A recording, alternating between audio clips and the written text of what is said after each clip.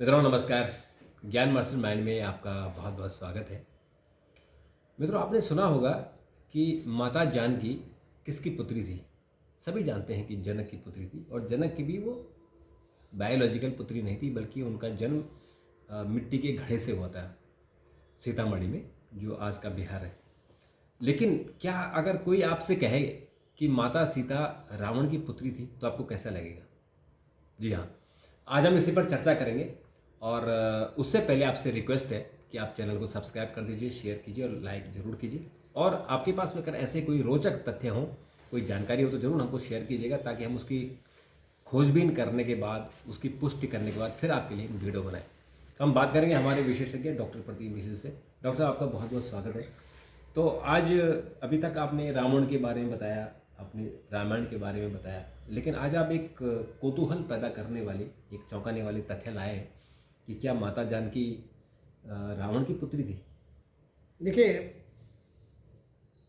अद्भुत रामायण जो है उसमें इसका विस्तार से उल्लेख है। जी। इसके अलावा भी कई ऐसी रामायण हैं जिनमें इनका इस बारे में उल्लेख किया गया है। इतना ही नहीं, इस विषय पर कम से कम 15-20 लोगों ने पीएचडी लिखी है, थीसिस लिखी है। थीसिस। और इस पे हमारी बुआ जी ने, बिहार राष्ट्र भाषा परिषद की डायरेक्टर रहीं डॉक्टर मिथिलेश मिश्र ने, उन्होंने विस्तार से अध्ययन किया, रिसर्च की। जी। और ये बात निकल कर आई कि वास्तव में सीता जनक की नहीं, रावण की बेटी थी। और ये बात सब जगह है कि जनक को वो खेत में हल चलाते हुए मिली थी और उस घड़े से मिली थी। जी। और यही चीज़ कहीं ना कहीं ये कनेक्ट करती है कि वो रावण की बेटी थी। पुत्री थी। ढेर सारी रिसर्च हैं, कई रामायण के कई जो संस्करण हैं उनमें इसके बारे में बहुत विस्तार से बताया भी गया है। और वो जो प्रसंग है, उस प्रसंग से आपको भी ये साबित हो जाएगा कि सीता रावण की पुत्री थी। और देखिए, वाल्मीकि रामायण में भी उसका कहीं ना कहीं उल्लेख है, थोड़ा सा घुमा के। जो लोग समझना चाहते हैं वो समझ सकते हैं उसको, क्योंकि रामचरितमानस में ये लिखा है कि रावण ने सीता पे कुदृष्टि डालने की कोशिश की। लेकिन अगर वाल्मीकि रामायण को आप पढ़ेंगे या रामायण के जो और संस्करण हैं उनको पढ़ेंगे, या उससे जुड़े और जो वैदिक साहित्य हैं उनको देखेंगे, तो उसमें साफ साफ इस बात का संकेत है और बताया गया है कि रावण ने कभी भी सीता के ऊपर, लंका के अंदर, जब वो उसके कस्टडी में थी, उसमें अशोक वाटिका में उसने कभी भी पूरी नज़र नहीं डाली। और देखिए, इसको ऐसे भी आप समझिए कि वो चाहता तो सीता की सुरक्षा में एक से एक खूंखार राक्षसियों को लगा सकता। हाँ। लेकिन उसने सीता की सुरक्षा में किसको लगाया था? उस सुरक्षा व्यवस्था के इंचार्ज कौन था? त्रिजटा थी। त्रिजटा कौन थी? रावण की भतीजी थी, विभीषण की बेटी थी। और त्रिजटा अपने ही पिता की तरह धर्मपरायण महिला थी। बिल्कुल। और वो सीता जी की रक्षा भी करती थी और उनकी मदद भी करती थी। तो उनकी देखभाल के लिए वहाँ पे रावण ने त्रिजटा को लगाया था। अब देखिए, इसमें सीता जी के इस रहस्यमयी कथा के बारे में, या इस रहस्यमयी जो रहस्योद्घाटन है, इसके बारे में प्रसंग क्या है। रावण बहुत अहंकारी था, अपनी शक्ति के मद में चूर होकर तमाम ऋषियों को प्रताड़ित करता रहता था। और यह सब जगह है। देखिए, ये एक ऐसा तथ्य है जो सारी रामायण में है कि रावण जो है ऋषियों को तंग करता रहता था। और तंग क्या करता था कि उनके यज्ञ और हवन नहीं होने देता था, उनकी हत्या कर लेता था, रक्त बहाता था।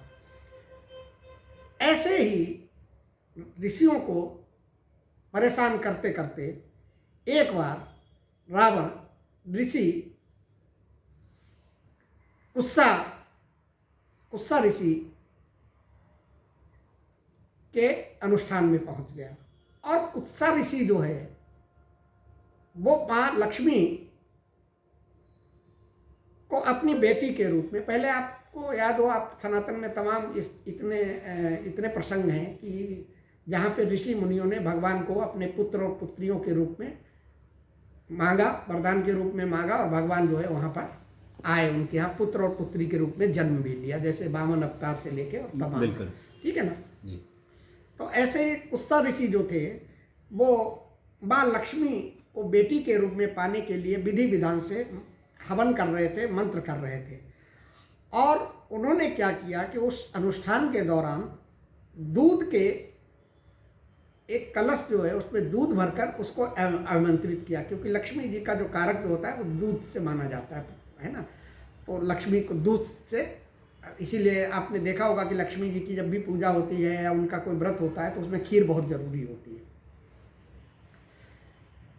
अब क्या हुआ कि आमंत्रित कर रहे थे, अब रावण आया और रावण ने क्या किया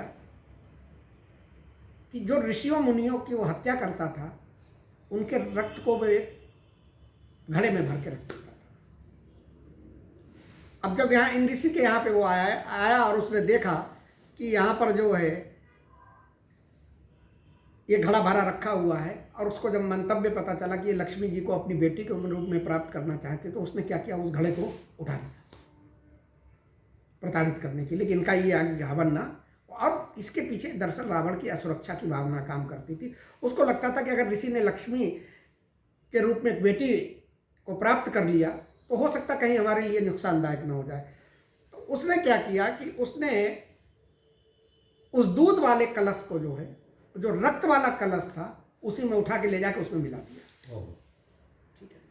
अब देखिए ये ऋषियों मुनियों के लिए बहुत ही ज़्यादा अपमानजनक चीज़ थी। बहुत ही क्रोधित हुए वो कि एक इतने महान ऋषि का जो है, जो वो यज्ञ कर रहे हैं, जो हवन कर रहे हैं, उसमें आपने जो है उनके दूध वाले जल को जो है, दूध को जो है घड़े को, उसमें रक्त मिला दिया, और वो भी ऋषियों मुनियों का। तो वो उसमें बहुत क्रोधित हो गए और उन्होंने कहा कि श्राप दिया, मतलब ऋषियों ने, कि रावण तुमने ये जो कृत्य किया है यही कार्य जो है तुम्हारी मृत्यु का कारण बनेगा। बताइए। अब रावण को जब ये श्राप मिला तो वो जो है बहुत डर गया। डरने के बाद उसने कहा कि भाई ये जो घड़ा है इसी में हमारा, अगर हमारी मृत्यु का कारण छुपा हुआ है, तो उसने लंका में ले जाकर उसको सबसे सुरक्षित जगह पर रखने के लिए मंदोदरी को सौंप दिया, अपनी पत्नी मंदोदरी को। और मंदोदरी से कहा कि ये तीव्र जहर है, इसको बहुत संभाल के रखो, छूना नहीं है इसको। अब ऋषियों का श्राप तो श्राप था, वो तो खाली जा नहीं सकता था।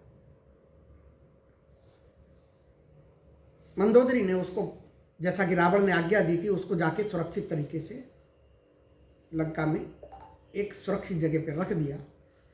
अब इसी बीच में देखिए विधि का विधान देखिए कि रावण से एक बार मंदोदरी ने कोई बात कही और जो धर्म के अनुकूल थी, लेकिन रावण को वो चीज़ पसंद नहीं आई, और उसने क्या किया कि मंदोदरी को डांट डपट दिया, जैसा होता है अमूमन, डांट डपट दिया अपनी महारानी को। तो महारानी बहुत क्रोध में और विक्षोभ में भर गई, और भर के जो है वो अपने कोप भवन में चली गई। कोप भवन में चली गई तो उनको लगा कि रावण हमको मनाने आएगा।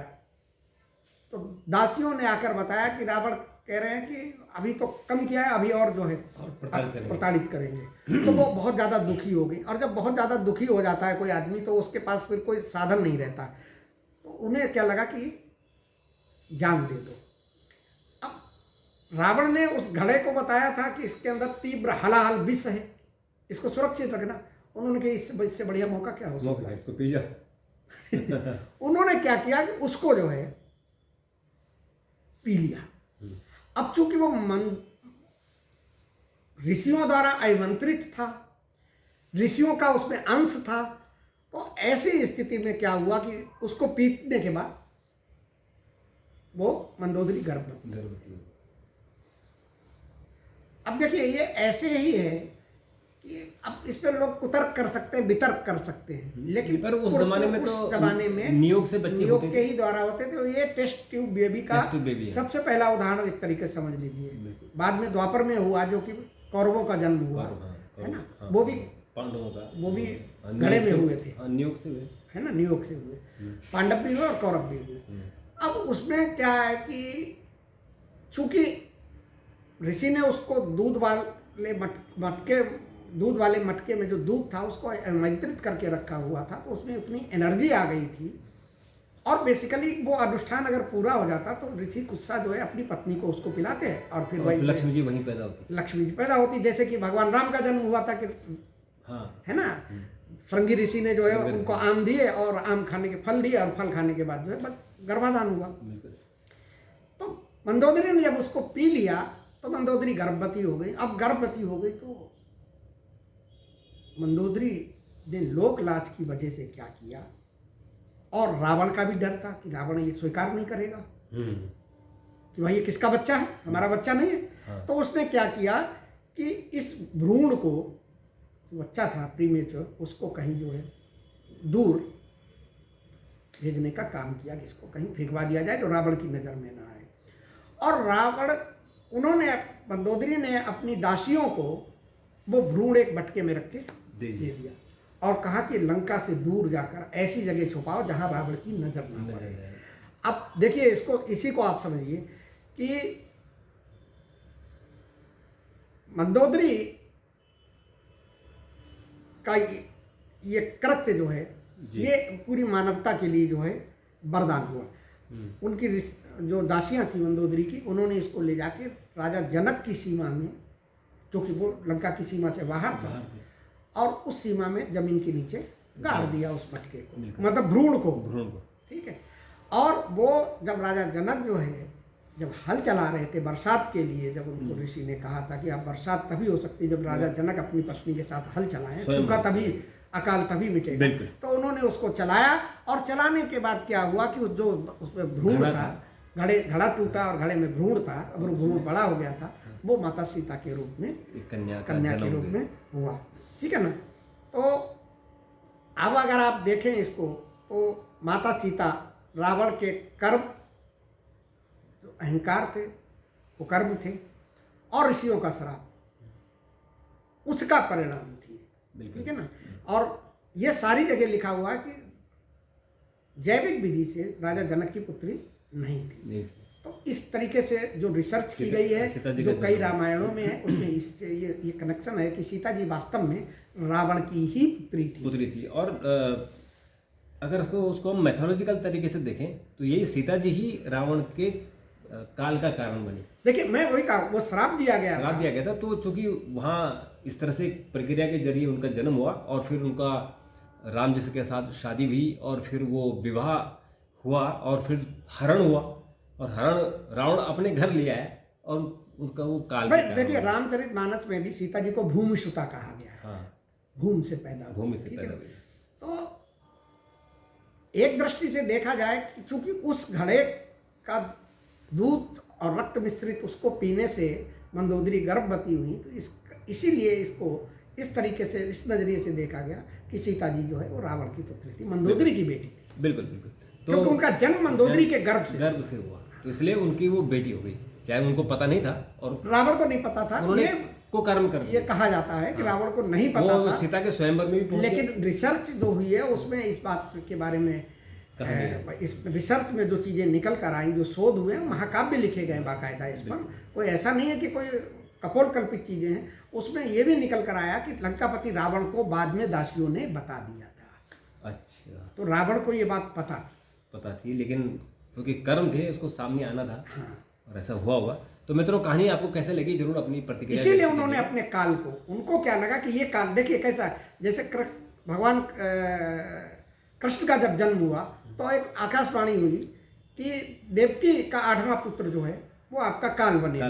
तो उसने उस काल को खत्म करने के लिए सबको मरवा दिया, लेकिन विधि का विधान था। यहाँ क्या था कि रावण को ये बात का श्राप दिया गया था कि इस घड़े से उत्पन्न जो वो संतान होगी वही तुम्हारी काल बनेगी। तो उसने अपने काल को जो है अपने घर में अपनी सुरक्षा में ले लिया था, लेकिन उसको ये नहीं पता थी कि ये ऐसा संजोग ऐसा बनेगा, संयोग ऐसा बनेगा। उसने अपने काल को सुरक्षित करने के लिए अपनी कस्टडी में लिया था। बिल्कुल बिल्कुल। तो मित्रों, आपको कहानी कैसे लगी जरूर अपनी प्रतिक्रिया व्यक्त कीजिएगा, और जो भी आपकी प्रतिक्रिया हो, आपको लगे कि ये मैथोलॉजी की है तो आप चर्चा कीजिएगा। नहीं, ये पैथोलॉजी नहीं है। नहीं, अगर रिसर्च हुई, कोई ऐसा रिसर्च आपके पास हो तो उसकी भी चर्चा कीजिएगा। आप उसका कमेंट बॉक्स में लिखिएगा, हम उसकी जवाब देंगे।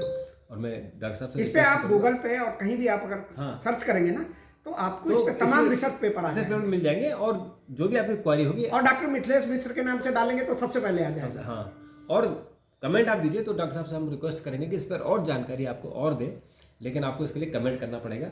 और अपने दोस्तों को, कम से कम एक दोस्त को ज़रूर शेयर कीजिए। और अगर आपने अभी तक चैनल सब्सक्राइब नहीं किया तो सब्सक्राइब कर दीजिए। डॉक्टर साहब ने आपने एक रोचक कहानी सुनाई, उसके लिए आपका बहुत बहुत धन्यवाद। मित्रों, आपका भी बहुत बहुत धन्यवाद। तो ऐसे ही वीडियो आपको इसी चैनल पर मिलेंगे। दरअसल ये कहानी नहीं, ये प्रसंग है। प्रसंग है, और इस प्रसंग, ये रोचक प्रसंग है, रोचक प्रसंग है। क्योंकि आपने रामायण देखी अलग अलग, क्योंकि उसमें हर जो सीन होता है उसमें एक पूरी कहानी होती है, तो उसी में ही एक प्रसंग ये भी है। तो इस प्रसंग को आपको कैसा लगा उसका जवाब जरूर दीजिएगा।